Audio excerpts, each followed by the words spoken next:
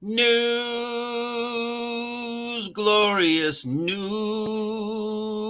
We're anxious to hear it. OGGM, is there anything going on in the world that has nothing to do with Wizards of Coast and how stupid they are? What's up, my nerds? It is I, the OGGM, your very tired guide to the tabletop role-playing game news, weather, and general internet nonsense. It's Monday, which means it's time to take out our maps and our sextant and chart our course through the turbulent waters of the tabletop role-playing game news. The number one story, as far as I'm concerned, is the Arduin Fantasy Map Art Collection going live on Kickstarter. Let's take a look at it right now because it's really the only thing that's interesting at this moment. It's already reached 5,075 out of 7,000. It's got 45 backers, 29 days to go. I backed it, even though they sent me a whole bunch of free stuff. Now, it is a little slog to go through the Kickstarter. I love the guys. I appreciate what they're doing. But if I was going to edit this, I'd be like, yeah, it's a bit of a slog, guys. But okay. So what is Arduin? Who is David Hargreave? I knew that guy. I met him once. What do you get? The maps. Talk about how these are the original maps and then how they've lovingly painstaking. Who's that guy? Who's that guy? And what would he be doing holding that map? I mean, it's not like he stole tons of stuff from Arduin and then tried to, sue them and badmouth them. No, I don't know. Some guy wrote some game. I don't know who that is. Here's some more guys. And then here's Luke Gygax. And for reasons I cannot comprehend, he is wearing a swimming cap or a World War II pilot's bomber cap. Maybe he was cosplaying. I don't know. So the rewards. $65 gets you all the maps and the extras. So that's everything I showed you, plus a few stuff that I didn't get. And then $75 gets you the maps and the stuff, plus some more stuff. So that's everything I showed you, plus some more stuff, like the dice bag. So you get the maps. You get the index. You get the art pieces. Get the copies of the hand-drawn maps, which we all went through when I did the links down below. We got the Sword and Dragons card game. They didn't send me a copy of this. This is a add-on for $3.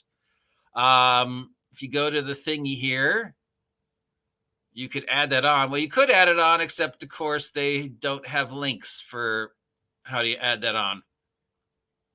But you can get the free rules to this for the Swords and Dragons card games. So that would be something that you could add if you just wanted. Like, I don't want to give, I don't want to buy the map pack. I already have the map pack. I already backed it for $5, but I'd want to get this. So my first suggestion would be add a way for people just to get these on their own. You can get for another $10, you can get the map tubes, which has the artwork on it. I just, they sent me it in that really cool shipping cardboard tube. That's all I need.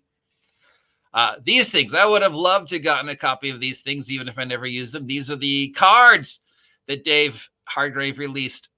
As far as I know, Dave was the first person to ever do these, where you have the artifact on the front and the description on the back, or the monster on the front and the description on the back, and you go, this is what you see. Or my favorite is you give them the card and go, this is what you find. But if you lose the card, well, I don't have backups, so I guess you lost the magic item. Maybe it's a shitty thing to do, but I do it. And then another card pack, which just has a whole bunch of art from his original dungeons. And then we've got some adventures that were written for Arduin. The old Legendary Lands of Arduin book. And then all the old bundle books that they have their licenses of, all these old books, including Skull Tower, Runes of Doom, The Lost Grimoire, Winds of Chance, Arduin Adventure. Caliban's not on there. No stretch goals. What you get is what you get. Once you meet the funding goal, they will get everything. You could expect everything by October. Everything will be shipped in these wonderful little packages like I got. Here's some unboxing videos. Here's the video of Shadow and Sun unboxing it. Here's the video of some guy. Oh, hey, it's me. Thank you, guys. They featured me on the Kickstart. Wow, how awesome. Thank you. Yeah. And then they have the official game Quickstarter starting in 2025. So, I don't need to back it since they already sent me the maps. Let's face it, I don't have $75 to spend, but I would love to have gotten the cards. So if I were to change the Kickstarter for them, I would have said, can I add those to what I've already given you? I'll write them a letter and see if that's within their wherewithal to want to add those as just add-ons for people who maybe want to get those and not the things like Shadow and I got the maps, but I'm sure Shadow and I would both want these. So yeah. So link down below if you want to check that out. Plus you can watch my video or the Shadows and Suns unboxing video of the maps. Thank you, Emperor's Choice, for sending me that stuff. All right, enough self-congratulatory of my sponsors. Moving on to what's going on in the rest of the gaming world. Paizo has released the wherewithals of the PaizoCon Europe. So if you are in Europe and interested in knowing what's going on with PaizoCon Europe, we've got the dates and locations. Dates and locations for the PaizoCon. I don't know why I'm talking like this all of a sudden, but sure, why not?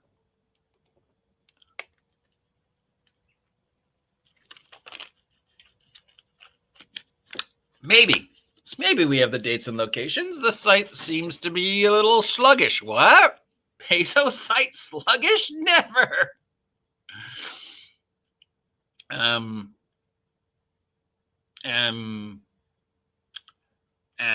Loading. One eternity later. Okay, well, never mind. We have the screenshots of the new Dungeon Master screen from Wizards of the Kogables. We know that disaster of that screen is gonna, if you're an Etsy person and an artist or whatever, and you want to, make yourself some Wizards of the Coast monies, just make a DM screen that looks better than this piece of crap.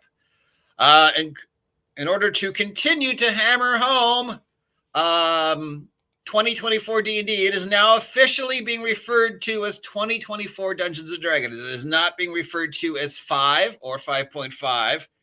It is not being referred to as 6th, even though we all know it is 6th.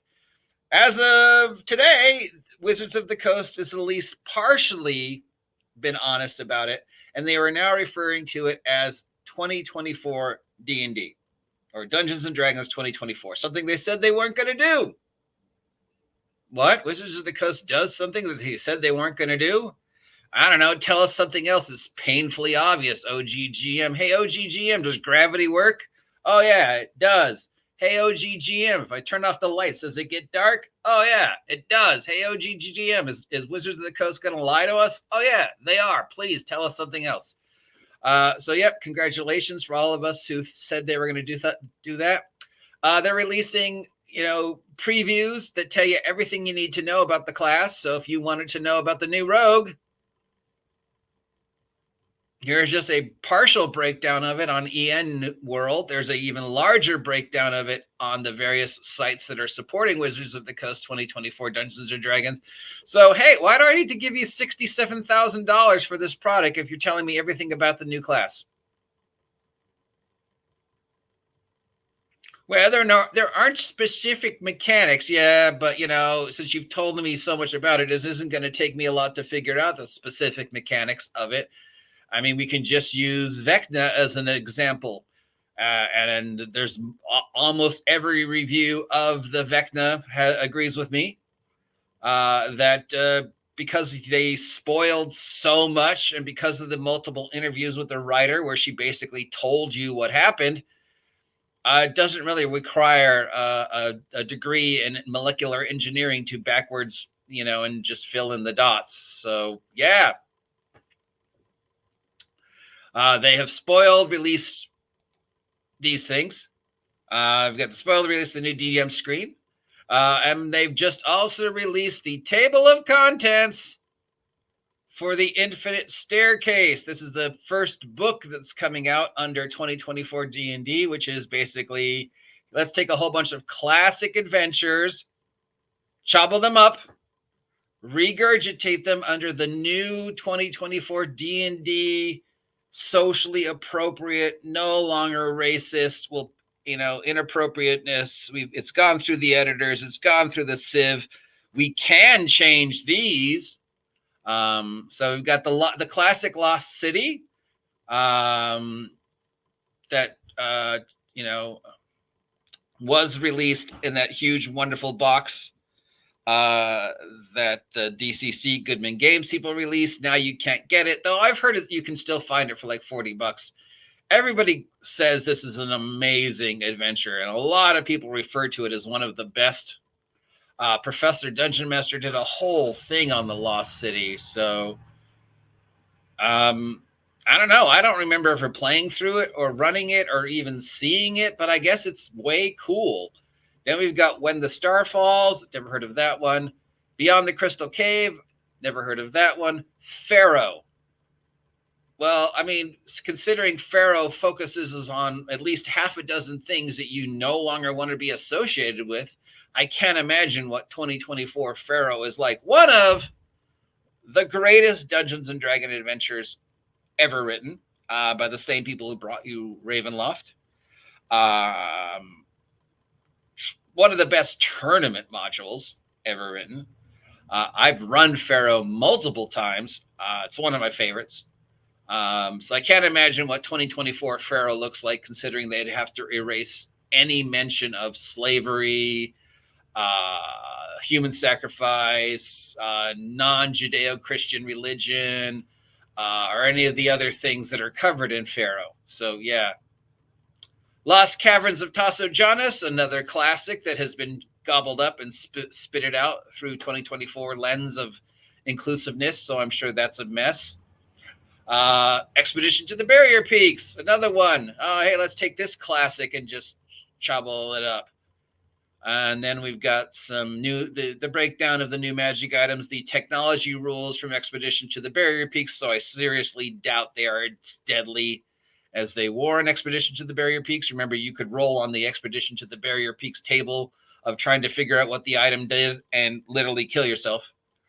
So there you go. There it is. It's 224 pages of classic Dungeons and Dragons adventures, horribly, horribly mutilated in the name of progress and common sense and decency.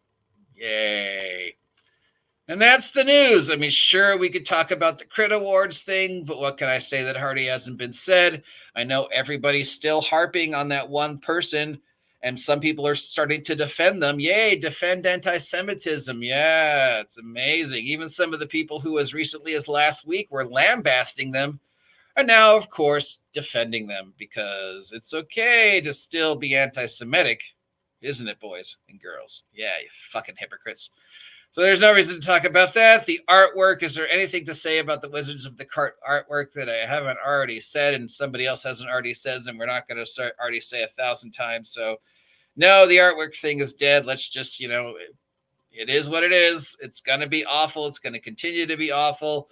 Nothing we do about complaining about it is going to change it. Nothing any of us say is going to change it. So just move on and focus about other things. Yay. That's it for the news. If you appreciate this nonsense, let me know. If you never want to hear me do the news ever again, let me know. If you haven't subscribed yet, please take a moment to like, share, and subscribe. Help me hit 2,000 subs by August 4th, and I will do something. I will give you the gift of providing a sanctuary during the month of August where I do not talk about Wizards of the Coast from August 4th to September 4th, an entire month of Wizards of the Coast free content, if you help me reach 2,000 subs. Of course, that means, what am I going to do if I don't reach 2,000 subs? I don't know, but it'll probably be something evil. Yo,